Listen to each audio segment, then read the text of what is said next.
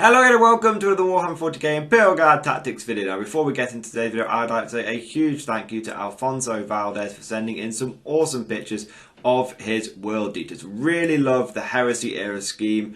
The blue and the gold and the white just goes together so well. So thanks for sending these pictures in. If anyone else has got any cool pictures they want me to use in my videos, please post them on my Facebook page or you can email them directly to me, and there will be a link down in the description below to my Facebook page, and the email address will be down there as well.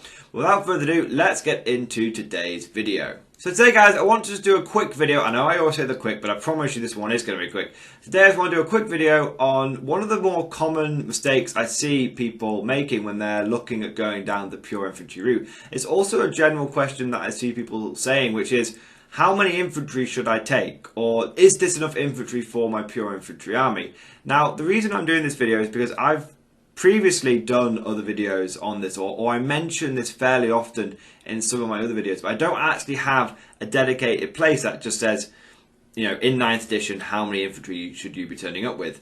Now, obviously, this entirely depends on if you're going hybrid or mechanized or whatever. But what we're going to do today is just look at how many infantry you need to be bringing to the battlefield if you're going to go down that pure infantry route.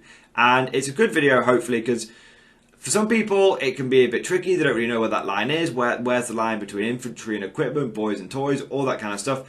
And another thing is it hopefully will allow people to get an idea if they really want to commit to going down the pure infantry lifestyle, because it is a lifestyle. You know, with all the painting you've got to do, it certainly is a lifestyle.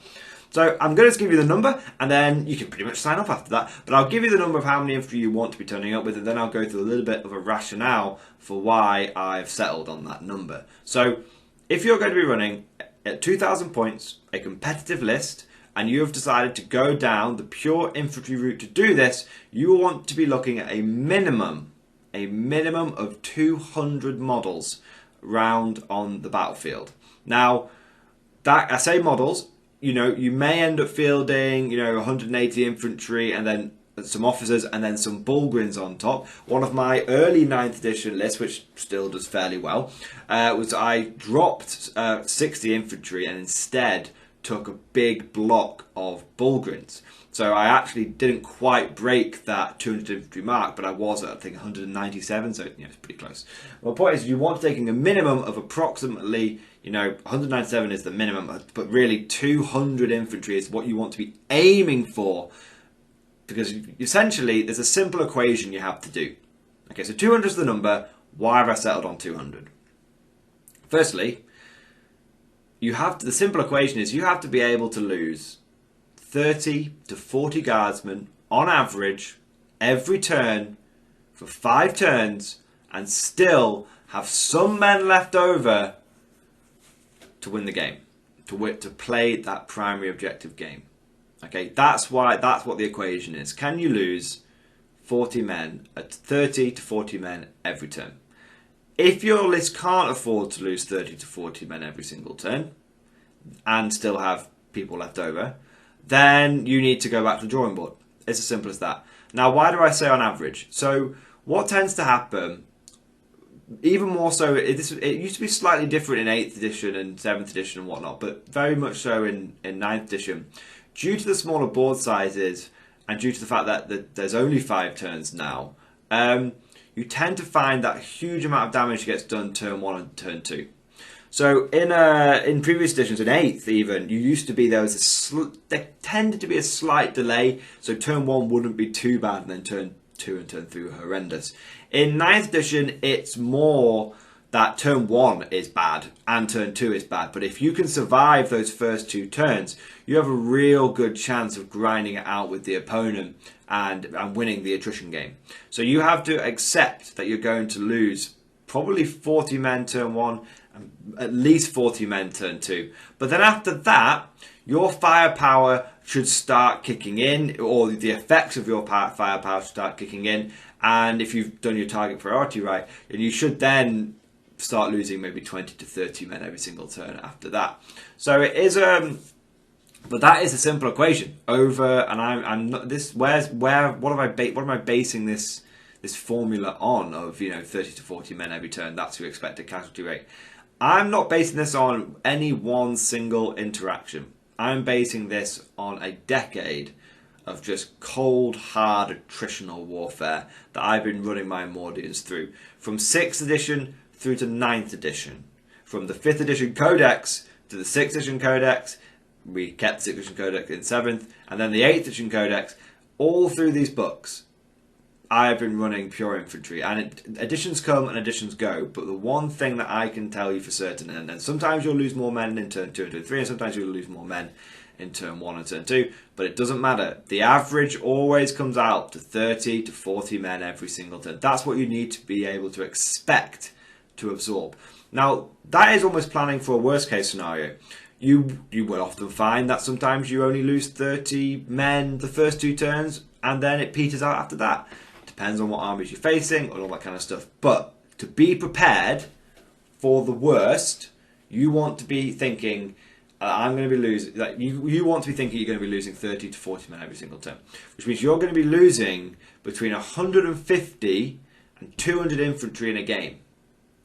Now, if you're doing a list and you're going to list, you're like, oh well, I've got a brigade, so I've got 120 infantry. I've taken 12 infantry squads. That's not enough. Okay, if you're going to be doing pure infantry and you're going to be doing it seriously, and you want a baseline for a list, like one look, okay, you're talking about bodies. What kind of bodies should we be thinking about? If you're looking for a baseline, a standard, a minimum, an industry standard, in the current format with 8th edition, you want to be turning up with 18 infantry squads. That's where you want to start. 18 infantry squads. Before you put anything else on the list, you want to put 18 infantry squads in. Now, as you play your games and you develop, you may end up dropping an infantry squad or 2 here and there, swapping them out for a blob of conscripts or 2, and that's totally fine. But before you've got that battlefield experience, before you know how you're going to run this thing, whether you're going to go for some sort of combat-based army or some sort of shooting-based army, before you know what you're doing, if you want a good idea of where you want to be aiming as a minimum core to your army, we're not talking the core like 3 Demarche tanks and 2 Manticores. We're going the pure infantry core, looking at numbers. You want 180 infantry, and you want those to be 18 infantry squads. Start there. That's your starting point. After that, you can then start looking into other things, and based on your battlefield experience, you can start applying some nuance, you can swap some things around. But start there. Aim for 200 bodies minimum. Aim for 18 infantry squads minimum. Okay? Now, I have been running a list, and I've been doing some practice with it in the old Garden Hammer, and I can tell you that my current leaning is taking 18 infantry squads and 3 veteran squads. Now, a lot of people are like, why are you taking veteran squads, Morning Glory? Take special weapon squads or take command squads. I like veteran squads because they are another 10-man brick of infantry. It's as simple as that. Special weapon squads and command squads, I will admit, bring more firepower. I'm not lying about that. I'm not denying that.